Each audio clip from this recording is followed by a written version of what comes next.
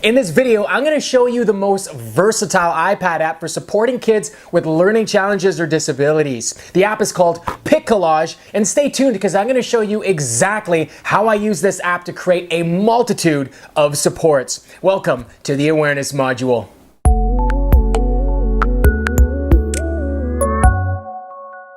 How's it going, everybody? PJ here from the Awareness Module, where we are bridging the gaps between life and education. On this channel, we do tech, game, and resource reviews that help you influence young minds so that they can find success not just in the classrooms, but also in their lives. If that sounds appealing to you, make sure to hit that little red subscribe button in the corner. PicCollage is hands down the app that I use the most to support those kids who have alternative learning needs. I generally use the app for three main purposes. Number one, to create visuals. Number two, to create checklists or schedules. And number three, I use it to adapt their work so that they can find a little bit more success and at the same time show us what they know. What makes PicCollage absolutely amazing is its flexibility.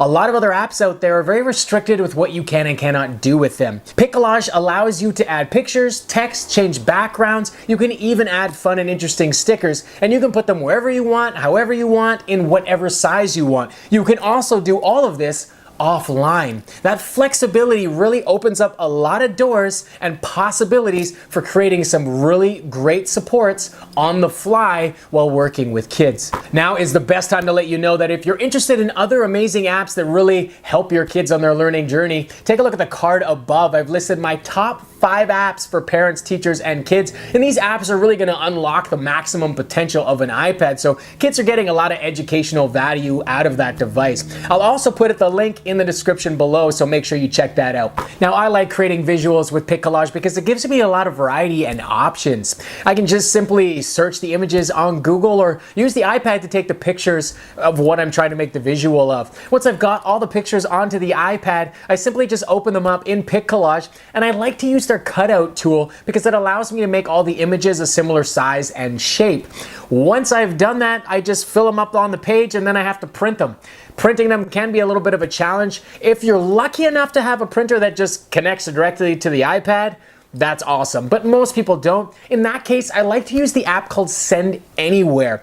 Using that app, I can just transfer the information from my iPad to a computer that's connected to a printer, and I can just print the images off that way. For more information about Send Anywhere, make sure to check out that video I put in the description because that's going to give you some more details about that app, because it is definitely one of those top 5 that I would suggest getting on your iPad so that you can get the most versatility out of it. Making schedules and checklists is also amazingly easy on PicCollage. One of the scheduling things that I use quite frequently is just a simple first and then schedule.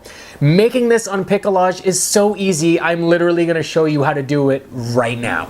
Okay, so the first thing you want to do is you want to open up PicCollage, obviously, and I'm going to warn you here, I'm going to be flipping this sort of back and forth because when I make this, I usually do it on its side because the student's going to see it horizontally. So first thing you're going to do is you're going to go into freestyle once PicCollage is open. I'm going to change the background of this. Let's make it something interesting. How about a nice pink color? And then I'm going to add some text to it and look at how many different fonts there are to choose from, and I'm going to type in first. And look at the flexibility here. Look how I'm able to manipulate this, change the size of it, and literally put it wherever I want to put it. And then now I'm going to add then, because this is a first and then schedule. I'm going to move this, put it where I want it, and then I add some pictures to it. So again, these pictures are probably preloaded. I'm going to use a picture of, let's say my fiance here eating. Let's say that the child is busy eating right now. So first they are eating, and then after they eat, I'm going to add another picture. Let's say after they eat, they're going to be going outside to the playground. So I'm going to add that there. And let me just flip this around for you so you can kind of see this as the student would see it. There you go. Now, after they're done eating, you're going to take it, and I'm simply just going to throw it into the trash can, and it's gone, and I'm going to move the playground over because that's what they're doing right now, and I'm going to add another picture. What's after the playground? Most kids usually go in and they read after that the playground, so I'm going to add that there. At some point the playground's going to be done, so I'm going to take that and put that in trash. And I'm going to add a new picture. And the new picture, let's say after they're done reading, they can go on the iPad. And that's pretty much how this works. And I'm going to be doing this throughout the day. And all these pictures are going to be preloaded in the iPad if I've used that visual technique that I showed you before. Here's some other examples of what you can do. Here's a simple morning routine that I did with a boy. You can see him actually doing the routine. And here's another morning routine too as well. I use the app Comic Book to make this a little bit more lively. And these ones are probably going to be saved as pictures on the iPad that I can bring up at any time. Here's something a little bit more intricate. You can see on the right hand side here I have their bonuses or their reward system that's involved too as well. And now what I'm going to show you now is a nice little pro tip on how you can add to this.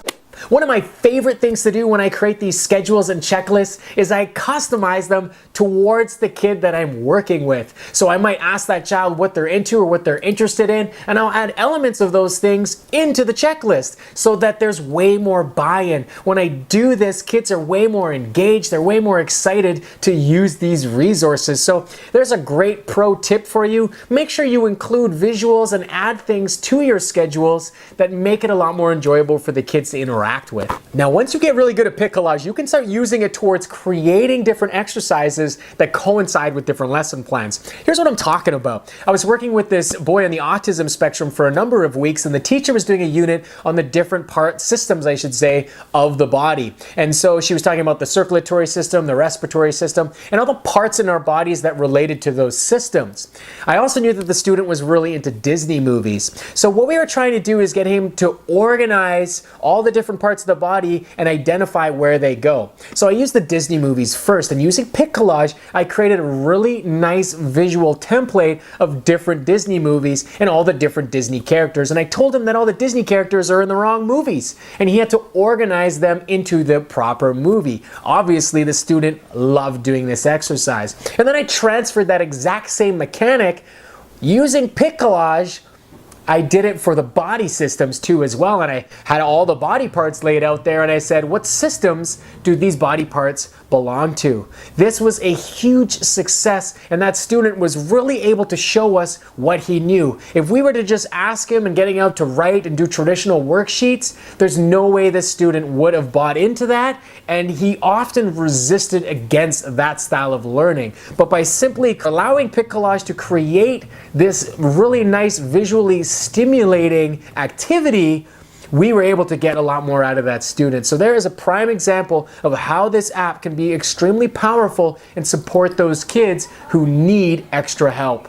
It's question time! Out of all the different ways I've shown you how to use this extremely powerful app, I'm really curious to know, how do you think you might use Pic Collage towards your practice and to support those kids who need a little extra help? Leave it in the comments below. I look forward to hearing from you. My name is PJ from the Awareness Module. Thanks so much for spending a little bit of time with me here today. If you're interested in that top 5 apps that you've got to get on your iPad, the video is right over there, and underneath I've got another video that I think you might like to as well. If you need to reach me, you can at theawarenessmodule.com. Otherwise, just leave a comment below, and don't forget to hit that subscribe button. Thanks so much for watching, everybody. I'll see you next time. Peace.